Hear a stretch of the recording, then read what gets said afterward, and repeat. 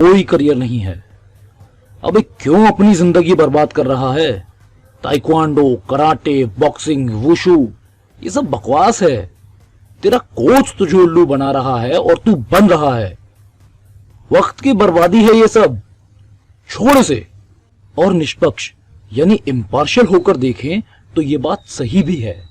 Sports में लाखों लोग बर्बाद हो चुके हैं। पर ऐसा क्यों? इसके दो बड़े रीजंस हो सकते हैं। एक तो वो इस काबिल ही नहीं थे, और दूसरा उन्हें पता ही नहीं था कि जाना कहां है।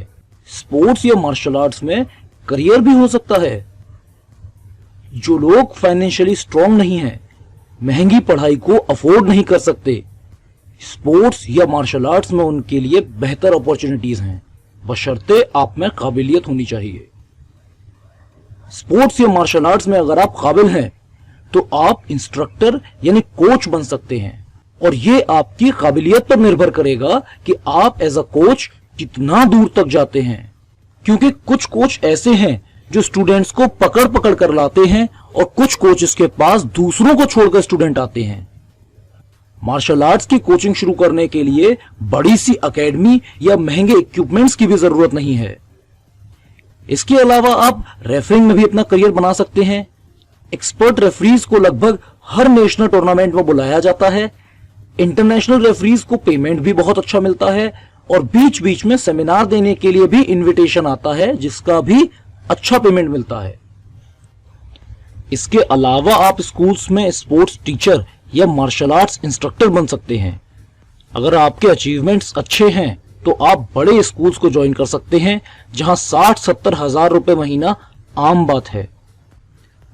आप पर्सनल ट्रेनर भी बन सकते हैं, जिसमें 500 रुपए पर डे तो कॉमन है, और जो अच्छे ट्रेनर्स हैं वो 2000 रुपए पर डे तक चार्ज कर रहे हैं। 2000 रुपए पर डे। आप कमेंटेटर बन सकते हैं।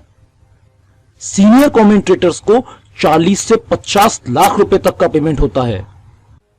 आप स्पोर्ट्स जर्नलिस्ट बन सकते हैं। स्किल्ड स्पोर्ट्स जर्नलिस्ट की सैलरी भी लाखों में ही है। आप स्पोर्ट्स साइकोलॉजिस्ट बन सकते हैं। स्पोर्ट्स साइकोलॉजिस्ट का काम एथलीट्स के मेंटल स्किल्स को इंप्रूव करना होता है। यह भी 70,000 से 1.5 लाख रुपए महीना तक अर्न कर लेते हैं। आप स्पोर्ट्स बायोमैकेनिक्स में भी करियर बना सकते हैं। इनका काम उन टेक्निक्स को आइडेंटिफाई करना होता है जो स्पोर्ट्स परफॉर्मेंस को इनहेंस करे।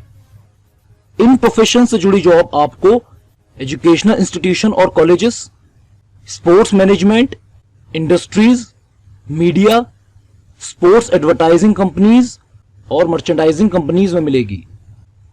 भारत में इनसे जुड़े कोर्स आप national institute of sports Patiala, Indira Gandhi institute of physical education and sports science New Delhi, Lakshmibai national institute of physical education Gwalior, Lakshmibai national college of physical education Thiruvananthapuram, Delhi university, इन जगहों से कर सकते हैं।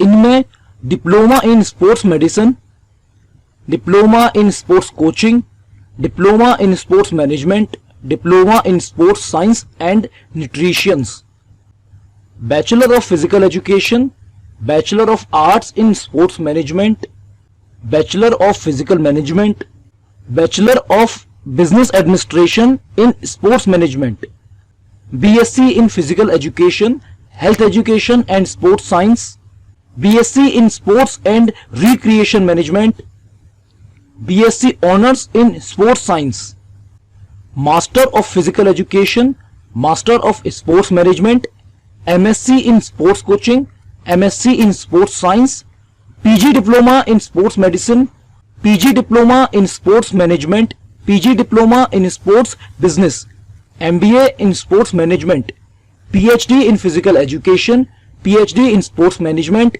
एमफिल इन फिजिकल एजुकेशन, ये कोर्सेज शामिल हैं। पर इनमें सबसे बेहतर एक एथलीट का करियर है। आप फिजिकली फिट रहते हैं। अगर आप मार्शल आर्ट से हैं तो आपका सेल्फ डिफेंस भी स्ट्रांग रहता है।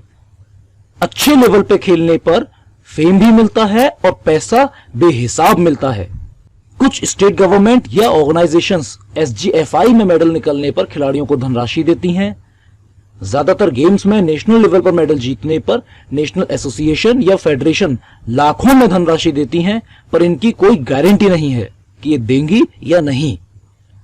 भारत सरकार द्वारा कराए गए नेशनल गेम्स में मेडल जीतने पर धनराशि मिलती है, लाखों में ही मिलती है, पर कितनी मिलेगी ये नहीं कह सकते, क्योंकि इसमें भी कई बार बदलाव देखने को मिले हैं।